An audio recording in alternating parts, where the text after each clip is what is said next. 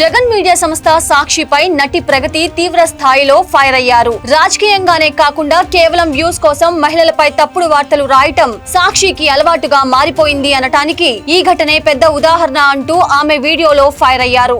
సాక్షి లాంటి ఒక reputed news paper లో ఐ థింక్ నేను ఒక న్యూస్ ప్రింట్ చేశారు.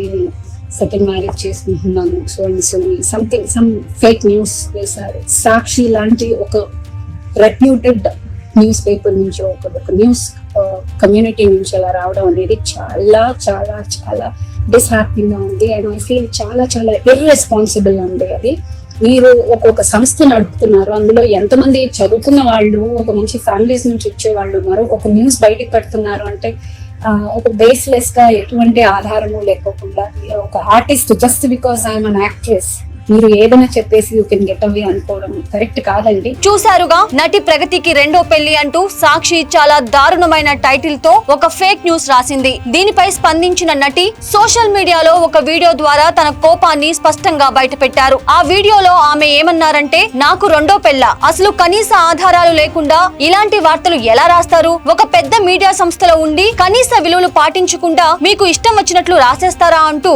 సూటిగా నిలదీశారు. నిజానిజాలు తెలుసుకోకుండా సెలబ్రిటీల పర్సనల్ లైఫ్ పై బురద చల్లటం సాక్షికి అలవాటైపోయిందని, కనీసం ఒక మహిళ అని కూడా చూడకుండా తనపై ఇష్టం వచ్చినట్లు కథనాలు అల్లారని ఆమె తీవ్రంగా మండిపడ్డారు. ఇటీవల ఇంటర్నేషనల్ లెవెల్లో జరిగిన పవర్ లిఫ్టింగ్ పోటీల్లో పాల్గొని దేశం గర్వపడేలా 4 మెడల్స్ సాధించి తెచ్చారు ప్రగతి. అలాంటి ఒక అంతర్జాతీయ క్రీడాకారిణికి ఇవ్వాల్సిన కనీస గౌరవం కూడా ఇవ్వకుండా సాక్షి మీడియా చాలా చెత్తగా ప్రవర్తించింది. దేశానికి మెడల్స్ తెచ్చిన ఒక మహిళను ఉద్దేశించి స్టార్ ప్రొడ్యూసర్ తో ప్రగతి ఆంటీ రెండో పెళ్లి అంటూ చాలా నీచంగా దిగజారుడు పదాలతో హెడ్డింగ్ పెట్టడంపై విమర్శలు వెల్లువెత్తుతున్నాయి. కేవలం సినిమా వాళ్ళు అయినంత మాత్రాన వాళ్ళ మీద ఎలాంటి అబద్ధాలైనా రాయొచ్చా? క్లిక్స్ కోసం, వ్యూస్ కోసం ఒక మహిళ ఆత్మ గౌరవాన్ని దెబ్బతీసేలా ఇలాంటి ఫేక్ న్యూస్ రాయటం ఎంతవరకు కరెక్ట్ అని నెటిజన్లు కూడా సోషల్ మీడియాలో గట్టిగా ప్రశ్నిస్తున్నారు. సాక్షి పత్రికకు మహిళలంటే చిన్న చూపు అనటానికి ఈ ఒక్క ఘటనే కాదు, గతంలో కూడా ఇలాంటివి చాలా చూసాం. ఒక నిండు గర్భిణి అని కూడా చూడకుండా కడుపుపై కాలితో తన్నిన